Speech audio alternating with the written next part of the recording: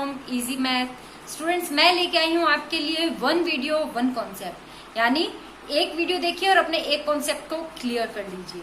आज मैं लेके आई हूँ आपके लिए सर्कल, यानी सर्कल के बारे में जो भी चीजें होती हैं आज वो सब हम इस वीडियो में पढ़ेंगे। तो चलिए हम चलते हैं अपने वीडियो के साथ। उससे पहले अगर आपने मेरे चैनल को सब्सक्राइब नहीं किया है तो मेरे चैनल को सब्सक्राइब कर दीजिए और बेल आइकन को भी प्रेस कर लीजिए, ताकि जिससे मैं जो भी नया वीडियो बनाऊं सबसे पहले आपके पास नोटिफिकेशन आ जाए। तो चलते हैं हमारे वीडियो की तरफ। स्टूडेंट्स, ये सर्कल होता है।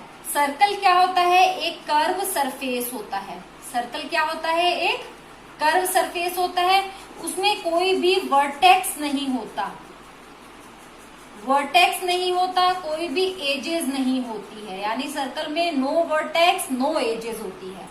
ठीक है। और कर्व सरफेस होता है। कर्व सरफेस यानी घूमी हुई लाइन, ये स्ट्रेट लाइन होती है और सर्कल के अंदर घूमी हुई लाइन यानी कर्व सरफेस होता है।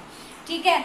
इसके अलावा सर्कल के अंदर जब हम कॉपी पे सर्कल ड्रॉ करते हैं तो कंपास से हम ड्रॉ करते हैं, और जहां हम कंपास को होल्ड करते हैं अपनी कॉपी के ऊपर, जैसे मान लीजिए हम यहाँ पे अपने कंपास पे ऐसे होल्ड करके इस तरीके से सर्कल ड्रॉ करते हैं, तो ये जो पॉइंट होता है ये, इसको हम बोलते हैं सेंटर। ये होता है सेंटर ऑफ द सर्कल। ठीक है। सेंटर से सर्कल की जो बाउंड्री लाइन है उसमें हम कहीं पर भी कोई भी लाइन खींच दें, ये उसकी जो डिस्टेंस होगी वो इक्वल होगी। ठीक है। सर्कल सेंटर से जो डिस्टेंस होती है सर्कल की बाउंड्री लाइन की, वो सभी जगहों से इक्वल डिस्टेंस होती है। तो सर्कल की बाउंड्री लाइन से इस तरीके से जो लाइन जाती है, जो बाउंड्री लाइन को टच करे, सर्कल के सेंटर पॉइंट से होते हुए बाउंड्री लाइन तक कोई लाइन स्ट्रेट लाइन जा रही है, उसको हम रेडियस कहते हैं। वो क्या होता है? रेडियस होता है। ठीक है। बाउंड्री लाइन से, एक बाउंड्री लाइन से दूसरी बाउंड्री लाइन को सेंटर को कट करते हुए जो लाइन जाती है, यानी एक बाउंड्री लाइन से यहां से शुरू हुई और यहां तक लाइन गई और उसने यहाँ पे सेंटर को कट किया, क्रॉस किया सेंटर को। ठीक है। तो ये जो होती है, ये यहां से लेके यहां तक ये जो लाइन होगी, ये होगी हमारी डायामीटर। ठीक है। इसके अलावा अगर सर्कल के अंदर ऐसी कोई लाइन जा रही है जो सेंटर को क्रॉस नहीं कर रही है, जो सेंटर को क्रॉस नहीं कर रही है, या फिर ऐसी कोई लाइन जा रही है, ये कोई लाइन जा रही है, तो ये जो लाइन होती है इसको हम क्या बोलते हैं? ये होता है कोड। इसको हम क्या बोलते हैं? कोड बोलते हैं। ठीक है। सर्कल की ये जो बाउंड्री लाइन होती है, ये जो बाउंड्री लाइन जो होती है, इसको कहते हैं सरकमफ्रेंस। ये होती है सरकमफ्रेंस। ठीक है। और सर्कल के अंदर का जो सरफेस होता है, यानी सर्कल ने जितना सरफेस ऑक्यूपाइड किया है, इसको हम बोलते हैं एरिया। यानी ये मान लीजिए ये एक सर्कल है, इसके अंदर का ये जो ऑक्यूपाइड सरफेस है ये होता है एरिया, इसको हम एरिया बोलते हैं। ठीक है। यानी सर्कल के अंदर क्या क्या चीजें आ गई? एक सेंटर पॉइंट हो गया, दो रेडियस हो गई, एक डायामीटर हो गया। ठीक है। सर्कल के अंदर का एरिया हो गया, और कोड चाहे कितनी भी हो सकती है, और ये एक सरकमफ्रेंस हो जाती है।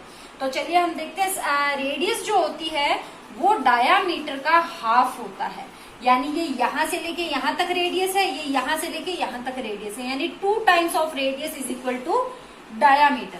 तो देखिए, जब हम रेडियस का जब हम फॉर्मूला लिखते हैं और जब हम डायामीटर का फॉर्मूला लिखते हैं, ठीक है, तो डायामीटर जो होता है वो क्या होता है? 2 टाइम्स ऑफ रेडियस, यानी 2 टाइम्स ऑफ रेडियस। ठीक है। और रेडियस क्या हो गया? ये डायामीटर को बीच में से कट कर दिया, यानी हाफ कर दिया डायामीटर को, यानी डायामीटर अपॉन 2। ठीक है। तो ये हो गई हमारी रेडियस की, और ये हो गया हमारा डायामीटर का फॉर्मूला। अब आगे हम चलते हैं हमारे सरकमफ्रेंस की तरफ। तो हमारा जो सरकमफ्रेंस होता है, इसको फाइंड करने का हमारा जो फॉर्मूला होता है वो होता है 2 पाई आर। ठीक है। अब इसमें पाई क्या होता है? पाई की एक वैल्यू होती है 22/7 या फिर 3.14, लेकिन अभी हम जो वैल्यू लेके चलेंगे वो ये है। ये वैल्यू अभी नहीं यूज होगी। और दूसरी बात, इसके बीच में कोई साइन नहीं है, इसका मतलब इनके बीच में मल्टीप्लाई का साइन होता है। आर जो 2 का 2 ले लेंगे, पाई की वैल्यू आपको दे दी, और आर का मतलब होता है रेडियस। रेडियस या तो हमें गिवन होगी या हमें डायामीटर से रेडियस को फाइंड करना पड़ेगा। ठीक है। एरिया जो होता है, एरिया फाइंड करने का जो फॉर्मूला होता है वो होता है पाई आर स्क्वायर। ठीक है, पाई की वैल्यू ये रही और आर जो होता है रेडियस, उसका स्क्वायर, यानी स्क्वायर का मतलब क्या होता है, आर स्क्वायर का मतलब क्या हुआ, आर इंटू आर, यानी आर को आर से मल्टीप्लाई, स्क्वायर को स्क्वायर, यानी जो डिजिट हमें गिवन है उसको उसी से मल्टीप्लाई करना होता है स्क्वायर। ठीक है, तो एरिया भी जब हम फाइंड करेंगे तो इसके अंदर हमें वैल्यू पुट कर देनी है और हमारा एरिया जो है वो निकल जाएगा।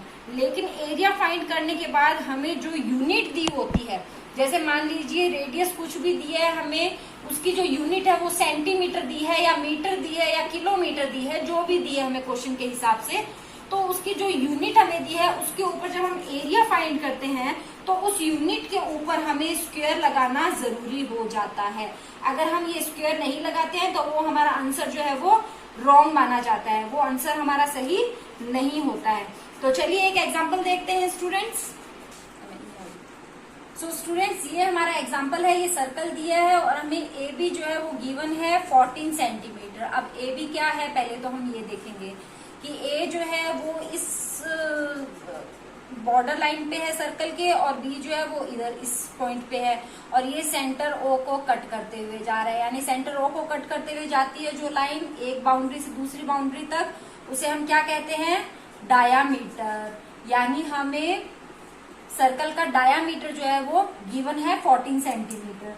अब हमें रेडियस, सर्कमफ्रेंस और एरिया जो है ये तीनों फाइंड करना है। स्टूडेंट्स, आपको जो क्वेश्चंस आएंगे उसमें ये तीनों एक साथ फाइंड नहीं करने होंगे, या तो आपको रेडियस फाइंड करना होगा या सर्कल या एरिया, या फिर ऐसा होगा कि डायामीटर दिया है और आपको सर्कमफ्रेंस फाइंड करनी है तो उसमें आपको पहले रेडियस फाइंड करनी ही पड़ेगी, या एरिया फाइंड करना है तो उसमें भी आपको रेडियस फाइंड करनी पड़ेगी।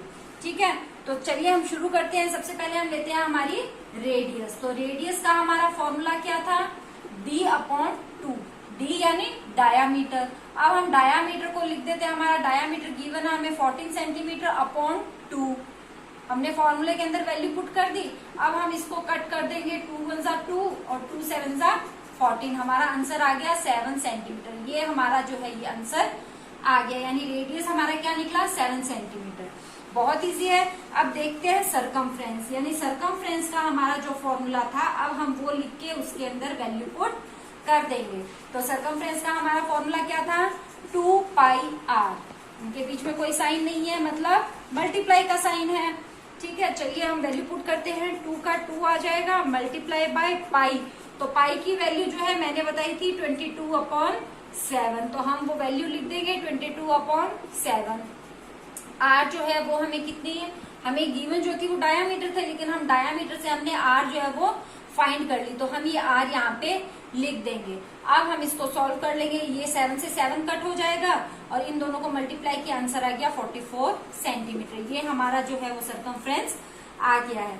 अब हमारा एरिया, हम एरिया कैसे फाइंड करेंगे, एरिया का हमारा जो फॉर्मूला था वो था पाई आर स्क्वायर।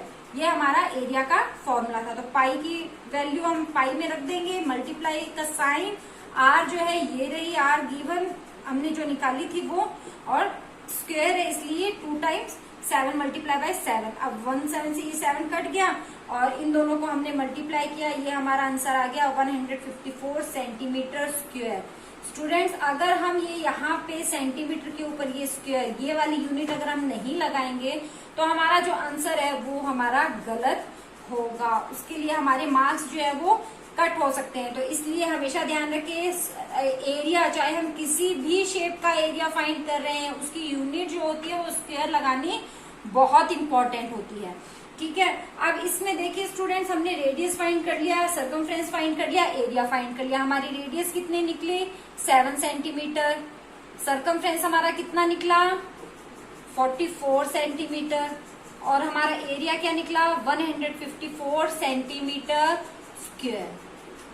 सो स्टूडेंट्स, ये हमारा सर्कल के बारे में पूरी स्टडी थी, यानी सर्कल के बारे में कौन कौन से क्वेश्चंस आपसे पूछे जा सकते हैं और किस तरीके से आप सर्कल को एकदम अच्छे से लर्न कर सकते हैं, याद रख सकते हैं। इस वीडियो को देख के आप सर्कल कभी नहीं भूलेंगे। तो मेरे चैनल को सब्सक्राइब कीजिए और अगर वीडियो अच्छी लगी हो तो लाइक भी कीजिए। Thank you, bye bye.